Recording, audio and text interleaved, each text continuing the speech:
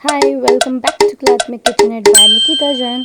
चलिए आज बनाते हैं हैंडमेड चॉकलेट्स जिसमें डेयरी मिल्क भी हैं और वेरियस डिज़ाइनर चॉकलेट्स भी हैं। सो इनके इंग्रेडिएंट्स का स्क्रीनशॉट ले लें और नोट डाउन कर लें। सबसे पहले तो हमें ये 3 कंपाउंड्स चाहिए होते हैं, इसमें white milk and dark compound. ये तीनों आराम से मार्केट में आपको मिल जाएंगे और इनको इसी तरह मैंने चॉप कर लिया। आप कलर डिफरेंस भी देख सकते हैं। Milk one is light brown, dark one is dark brown and white one is completely white. अब डेयरी मिल्क के लिए हमें एक प्रपोर्शन चाहिए वाइट कंपाउंड का और एक प्रपोर्शन चाहिए डार्क कंपाउंड का।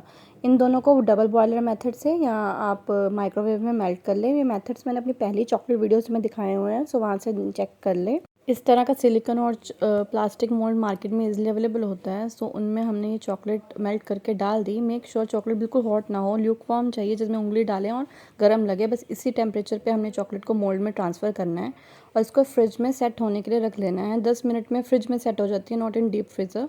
अब मैंने एक अनदर मोल्ड लिया जिसमें अल्फ़ाबेट्स थे।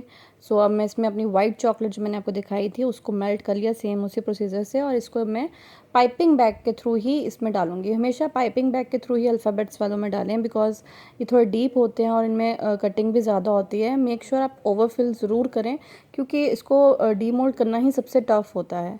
सो जब हम इसको इस तरह डाल देते हैं, अब जो मुझे अल्फ़ाबेट्स बनाने थे मैंने उनमें डाल दिया। इस तरह हमें इनको टैप करेंगे सो दैट जो एयर बबल्स हों वो रिमूव हो जाए। हमेशा चॉकलेट को डालने के बाद टैप ज़रूर करें। इसी तरह बाकी सब चॉकलेट्स के मोल्ड मैंने लिए। आप कोई भी जो आपके पास मोल्ड अवेलेबल है उसमें इस तरह डिज़ाइनिंग कर सकते हैं। चॉकलेट मेकिंग अपने आप में एक आर्ट है। सो अब मैंने इनमें ये डाला, थोड़ी डार्क चॉकलेट डाल दी, ऊपर से वाइट की गनाश कर दिया, कुछ वाइट चॉकलेट्स बना दी और अभी इसमें मिल्क कंपाउंड जो था जिसको मैंने लाइट ब्राउन वाला उसको मेल्ट करा और उसको भी मैं इनमें पोर कर दूँगी। और इसी तरह मैंने कुछ स्टार्स डिज़ाइन बनाए एंड सबको सेट कर दिया फ्रिज में और उसके बाद 15 मिनट के बाद सबको डीमोल्ड कर दिया। डीप फ्रीज़र में कभी नहीं रखते क्योंकि वहाँ पे इनमें आइस ड्रॉपलेट्स आ जाती हैं। नॉर्मल फ्रिज में ही इनको करना है और अगर किसी की साइड्स डीमोल्ड करने के बाद अनइवन हो तो वो आप क्लीन कर सकते हैं, जिसको वो इतना यहाँ हार्ड इशू नहीं होता। इस तरह इन सबको करा और अब हमारी डेयरी मिल्क को चेक करते हैं। देखिए ये भी परफेक्टली रेडी हो गई है। आप चॉकलेट्स का बिजनेस करना चाहते हैं, गिफ्ट करना चाहते हैं, सो मेक श्योर आप घर पे बना कर दें। सो ये मैंने जो अल्फ़ाबेट्स लिए थे मैं उसमें ब्रदर के लिए अपने मैसेज किया। I am writing a message for my brother. I am typing भाई in Hindi, that means brother.